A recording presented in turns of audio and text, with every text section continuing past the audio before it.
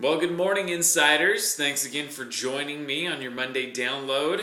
We are getting very close to Christmas. I hope you all are getting yourselves ready and enjoying the holidays. I know my family is giddy with excitement. The kids are almost out of school. So anyway, moving on to what we've got for today, I've got a couple of shout outs to start things off with. I want to give a shout out to Joel Robinson. He was in Florida and recently moved to Tennessee, so he's starting his business up there in Tennessee. But he has a property in Florida that he's just finishing with, and the shout out is the fact that he has been able to keep a buyer on for a long period of time. I know that short sales are challenging. Keeping buyers is even more challenging, especially when you're in a market like Joel was, which was highly volatile, tons of property on the market, and buyers would jump from one property to the other very quickly.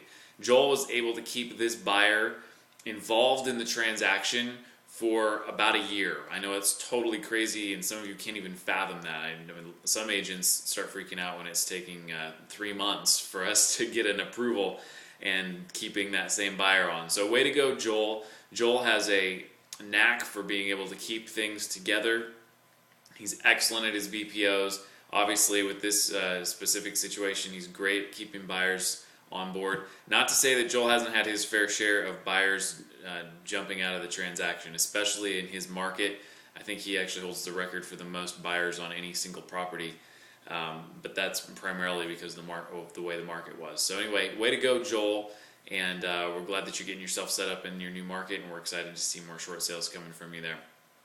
I also want to give a shout out to our admin team, specifically Jen and Connie, for all of the work that they're putting into the REO Trans conversion that's happening at Bank of America. I know you've all been seeing my emails regarding this new system that B of A is using, and the ladies are really, they should be wrapping up here very shortly, and it's a lot of work for us to re-import and resubmit not just paperwork but authorizations, and everything has to go through this new system. So there's a lot of administrative work there, and I want to say thank you to Jen and Connie for spearheading this.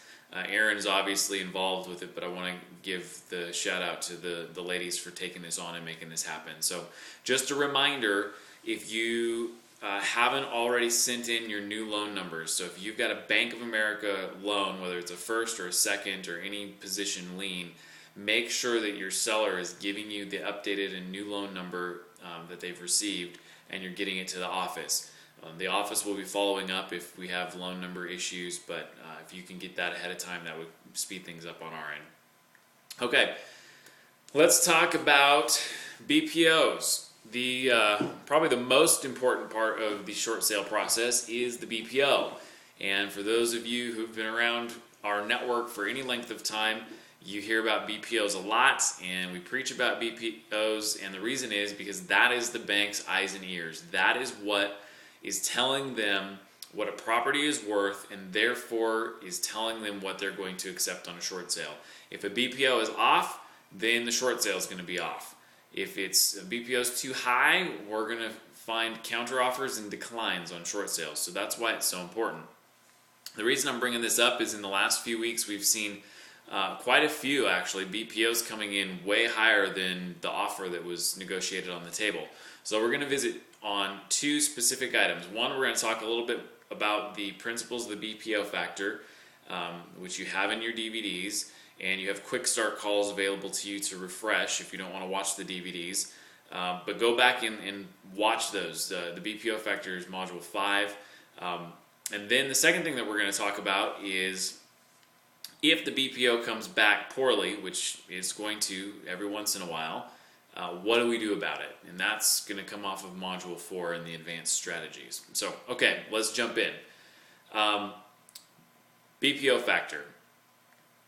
The key, and one of the most important things, and I want to say this because I know that agents get busy because I get busy, and sometimes the simplest things get overlooked.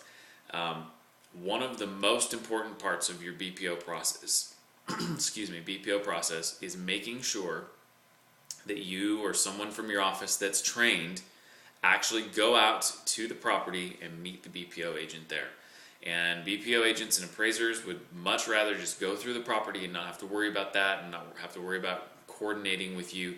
But it is critical. And the reason I say that is because it holds a level of accountability with the BPO agent.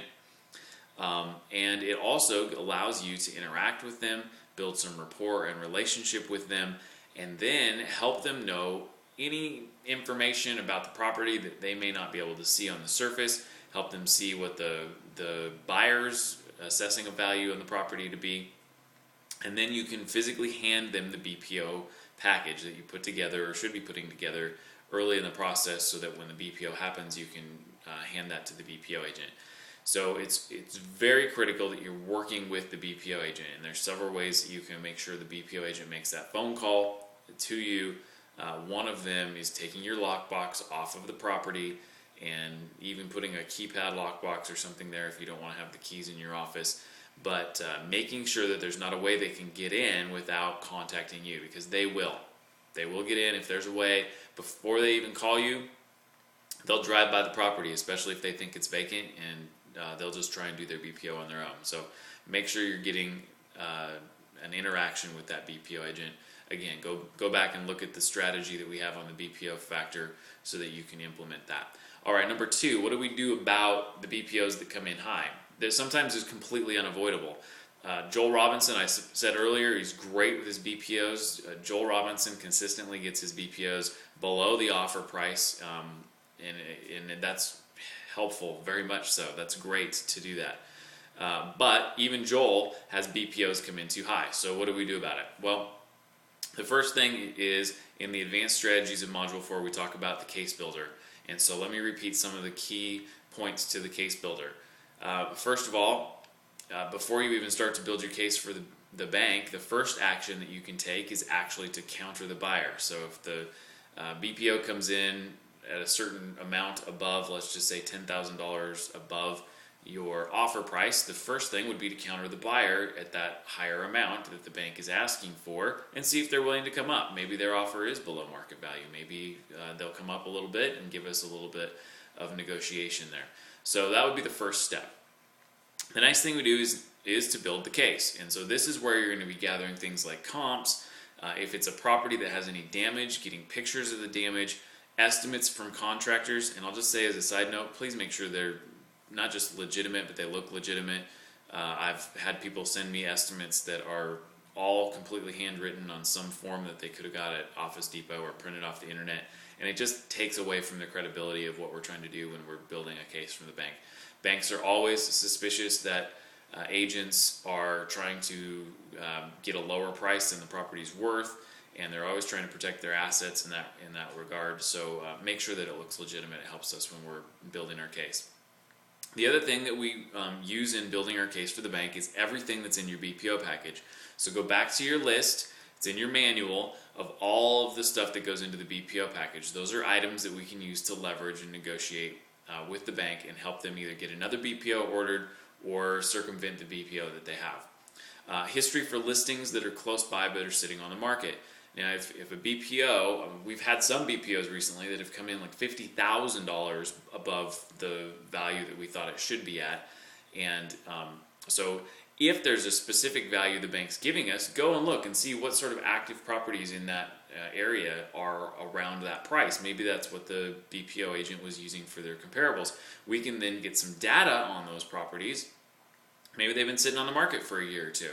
That's huge data that we can use to say, hey, that's fine. And, maybe other properties are selling that are similar are selling for this amount, but look, Mr. Banker, it's been on the market for 2 years. So if you want this property to sit on the market for 2 years, then yeah, maybe that's the price, but we're going to run into a foreclosure before then. So those are some ways that you can kind of leverage that. Those are some ways that we can utilize to renegotiate with the banks. One other thought too is if you have a buyer involved, which you should, that buyer's lender may be able to order a desktop appraisal, and that is awesome. Instead of us paying an appraiser to go out and actually look at the property, an automated appraisal from the buyer's lender holds a lot of weight. We can utilize that to leverage the bank. And so all of these are ways that we can build our case with the lender and try and get the BPO worked out. So rewatch modules 4 and 5. Both are going to be very helpful to you. And have a great week. We'll talk to you soon.